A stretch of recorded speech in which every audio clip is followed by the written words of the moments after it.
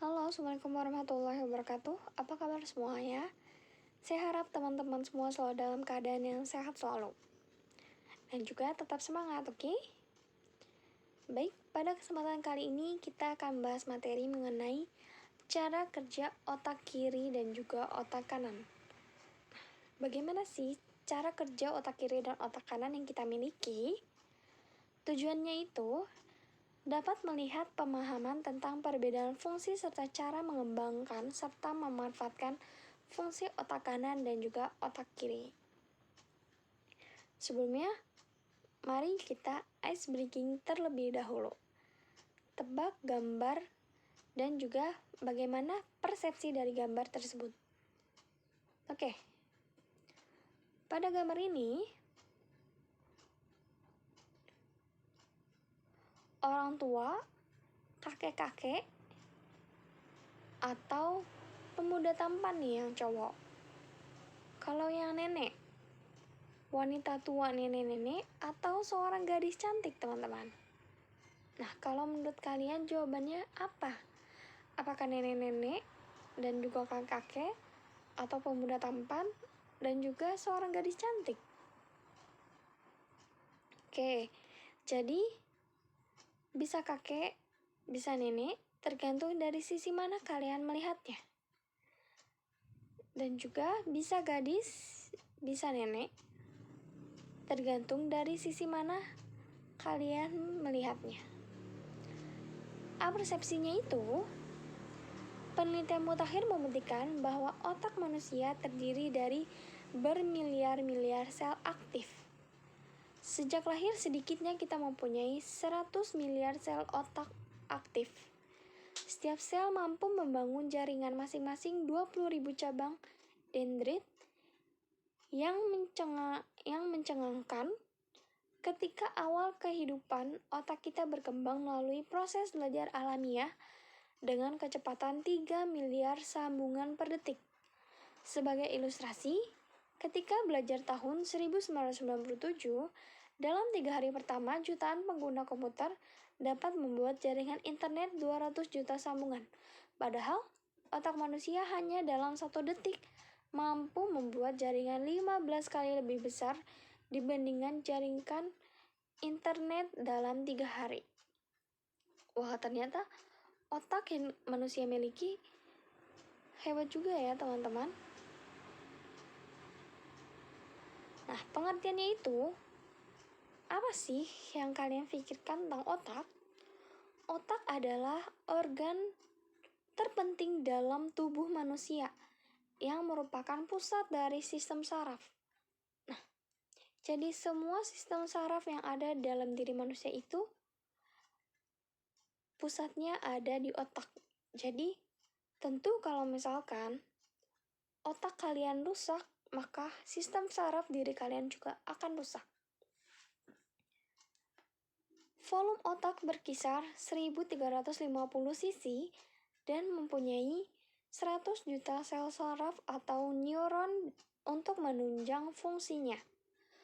Otak terletak di dalam kepala dan mempunyai beberapa fungsi, yaitu sebagai pusat regulasi, sebagian tindakan yang dialami, sebagai pusat pengatur organ-organ tubuh, misalnya mengatur kerja jantung, hati, dan juga yang lain-lain. Otak juga merupakan pengendali tubuh. Kalau seseorang memiliki otak yang sehat, maka akan mendorong kesehatan tubuhnya. Tentunya juga mendorong bagaimana perilaku seseorang tersebut.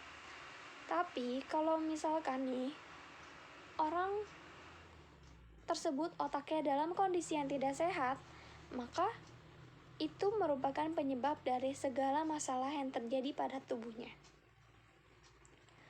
Bagian otak besar ada lobus frontal, lobus parietal, lobus occipital, lobus temporal. Lalu ada otak kecil, ada batang otak, dan sistem limbik.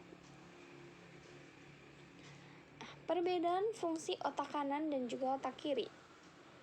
biasanya kalau otak kiri kita gunakan sebagai logika, sebagai bagaimana cara berpikir kita gitu teman-teman. Lalu untuk hitungan linear, hitungan matematika, atau pokoknya tentang hitungan-hitungan. Lalu bagaimana ada untuk urutan bahasa. Kalau otak kanan, yaitu biasanya untuk ritme, kreativitas kita, imajinasi, dimensi, dan juga holistik. Nah, itu yang biasa cara kerja di otak kanan kita. Nah, jadi kerja di otak kiri dan juga otak kanan itu berbeda ya teman-teman. Kalau misalkan nih, diri kalian lebih kepada tentang hitung-hitungan. Nah, berarti otak kanan kalian lebih dominan dibandingkan otak kiri kalian. Otak kiri kalian lebih dominan dibandingkan otak kanan kalian. Nah, kalau misalkan kalian lebih ke seni gitu, nah berarti otak kanan kalian lebih dominan dibandingkan otak kiri kalian. Nah, bagaimana sih cara agar kita bisa membuat otak yang cemerlang? Yang pertama, selalu bersikap dan berpikir positif. Nah, kita harus selalu berpikir positif. Karena berpikir positif juga baik untuk diri kita, teman-teman.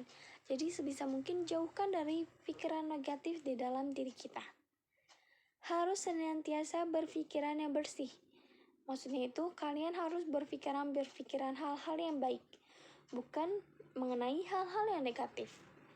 Memiliki motivasi untuk berdaya saing, bekerja secara sehat dan positif. Nah, kalian harus mempunyai motivasi untuk bersaing. Yang keempat, mengkonsumsi makanan yang sehat untuk kecerdasan otak. Tentunya dengan mengkonsumsi makanan-makanan yang sehat, bukan makanan-makanan yang kurang sehat. Senantiasa melakukan senam atau gerakan yang bisa merangsang otak. Yang keenam, senantiasa mengatur waktu tidur yang cukup untuk otak istirahat. Nah, kita harus mengatur waktu tidur kita, teman-teman. Karena kalau kita nggak tidur seharian, pasti otak kita nggak ada istirahatnya. Jadi kita harus mengatur waktu tidur untuk otak kita beristirahat. Dan yang ketujuh, berdoa. Dan yang terakhir, bersihkan pikiran-pikiran kotor yang ada di dalam otak kita. Nah, oke teman-teman, itu materi kita pada hari ini. Mengenai bagaimana sih sebenarnya cara kerja otak kiri kita dan juga otak kanan kita. Saya harap materi ini bermanfaat untuk teman-teman semua. Saya akhiri, wassalamualaikum warahmatullahi wabarakatuh.